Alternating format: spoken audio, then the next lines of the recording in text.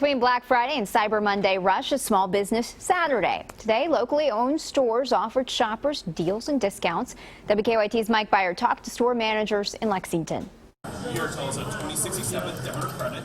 Amidst Black Friday frenzy and Cyber Monday mania, today local businesses in Lexington, like Joseph Beth Booksellers, are encouraging consumers to shop local for Small Business Saturday. We have deep roots in the community through our Gives Back partners, and I think that Small Business Saturday helps boost sales for the store, and a lot of that money we put back into the community as well. Patrick Burchett is the marketing manager for the business, which has been in Lexington for nearly 30 years. He says to get the ball rolling that they base several promotions and events around this day. If you're happy and you know, stomp your feet.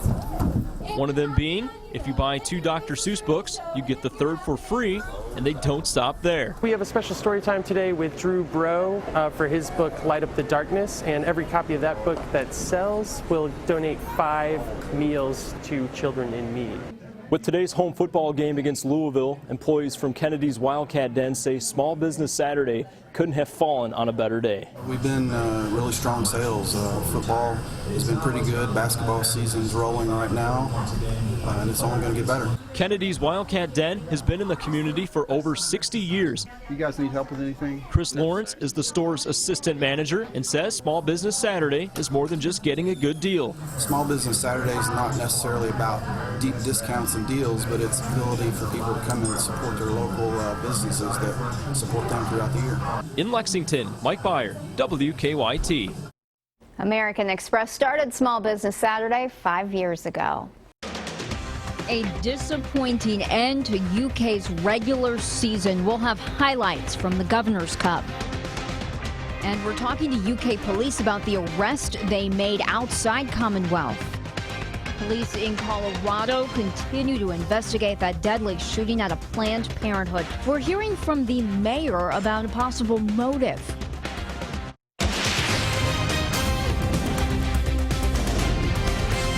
This is WKYT News at 6.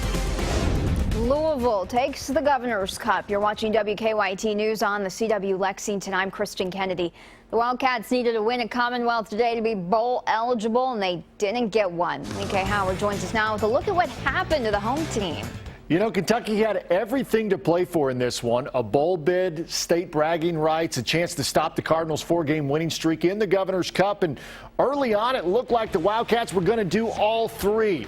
When Kyle Bolin threw this pick six to Josh Forrest in the first quarter, Kentucky took a 21-0 lead. I'm telling you, Commonwealth Stadium was rocking, but there was still plenty of time on the clock for Louisville to respond, and respond they did. Trailing 24-7 at the half, the Cardinals score 31 unanswered points in the second half. Brandon Radcliffe from 6 yards out made it 24-17 UK. Lamar Jackson, he saved the day at quarterback for the Cards, finds James Quick, 35-yard strike, ties the game at 24. Early in the fourth, Louisville completes the comeback to take the lead on Radcliffe's second touchdown of the half. Jackson finished with 186 yards rushing. That's a Louisville quarterback record. And Louisville gets the win, 38-24, a disappointing end to the season. It's a setback. It is. It's disappointing. You know, I know people have been patient, even through a tough, third year here and tough second part of this season. People were hanging in there. The fans were there supporting us, and everybody wants to see it change. And nobody wants to see it change, more than myself and the staff and these players and that are working hard. And it hurts. That one will be a tough one to get over. We will have much more from the Wildcats and hear what Mark Stoops has to say once again coming up in sports. Lee K, thank you. Coach Stoops encouraged fans to pack Commonwealth Stadium today, and thousands did. WKYT's Michelle Chamberlain talked to quite a few who were hoping their cheers would push the Cats to that much-needed victory. You got to win, Louisville. That's it. Go Big Blue. There was a lot on the line in today's Kentucky-Louisville game, and Kentucky fans tell me, despite the rain, this is a game they would not miss. Not in a million years, no. This is Kentucky, Louisville, Kentucky. This is what we're about, the Governor's Cup, and it's a fun time. Friends rag each other all year long, and now it's put up or shut up. So hopefully we get to put up this year. Kentucky needing a win against Louisville to be bowl eligible, but for some Cats fans, the rest of the season doesn't matter. It's all about getting a win against their in-state rival. Well, I don't care for 1 and 10.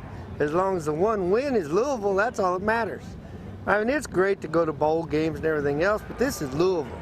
A must-win game against Louisville is also senior day for 19 players and UK's final home game, an undeniably important game for Kentucky. But for Cats fans, they're fans forever and will be celebrating no matter the outcome. Win or lose, champagne. The champagne is coming out. Either we win and celebrate going to a bowl game, or we lose and celebrate the end of the season. Yeah. One of the two. Yeah. So. But champagne is here. At Commonwealth Stadium, Michelle Chamberlain, WKYT. We are tracking a developing story out at Commonwealth Stadium. Right after the game, University of Kentucky police arrested a fan in the parking lot. Chief Joe Monroe says officers have charged one man with assault and wanton endangerment. They say 3 people were fighting in the blue lot. Witnesses claim one of the men hit another in the head with a pistol. First responders treated 2 men for minor head injuries. Fans traveling to and from Commonwealth had to deal with some rain today. We have seen sporadic showers throughout central Kentucky, and rainfall will continue into the rest of our weekend. WKYT's Mike Linden is tracking all that wet weather. Kristen, it has certainly been a wet past 10 hours, really. It was beautiful Thanksgiving, and even most of Black Friday was wonderful. But now moving into the final days here of November, this is what we have seen almost all day long, and it has certainly filled in since this morning. Right now, looking at some heavy showers pushing across I-75, but most of which we're seeing is just that pesky light rain across the state. If we take a wider look here, there's still more rain with what we're seeing right now coming in from the southwest. And if you look toward the Wichita and Omaha areas of Nebraska, there you can see some wintry mix. So we'll keep that on the western side of this front. Right now, things are still rather mild temperature-wise, holding on to those upper 50s. Although just look at Jefferson County there, that cool air beginning to filter in, and that will be the case as we head into the evening hours, a cool down coming. But as we head into the next several days to close out the month of November, we will continue tracking more rain. A soggy weekend continues here in Kentucky, and it looks like that's the way that we'll round out the month of November as well. I'll take you hour by hour and show you what to expect moving into Sunday and the days ahead coming up. Well, new tonight, at least 4 of the people injured in the shootings at a Planned Parenthood clinic in Colorado are out of the hospital.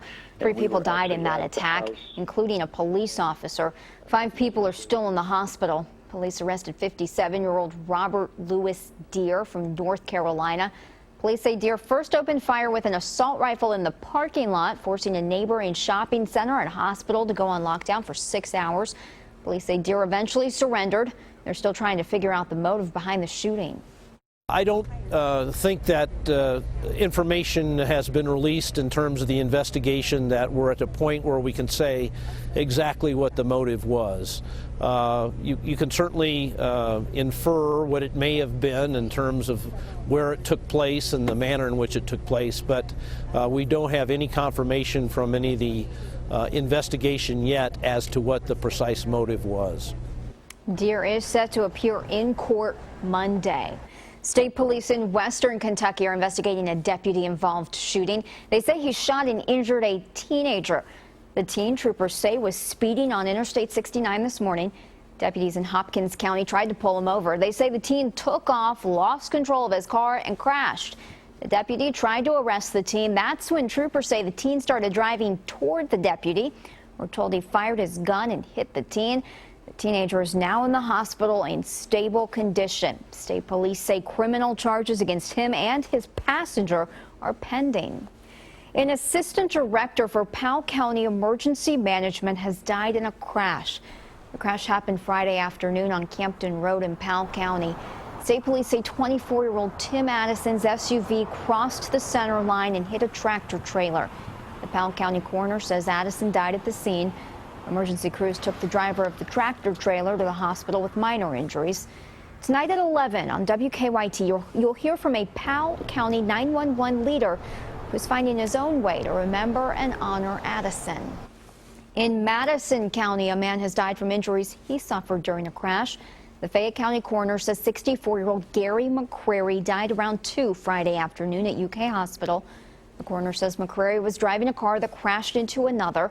Investigators aren't saying where the crash happened or what caused it. A judge has sentenced a Johnson County teacher to more than a decade in prison for an inappropriate relationship with a student. A West Virginia station reports 26-year-old Robert Cantrell, a native of Versailles, received a sentence of 14 years in prison, followed by 15 years of supervised release. Cantrell admitted to enticing a 16-year-old girl at Johnson Central High School to send him explicit photos. He also admitted to having sex with a teenager.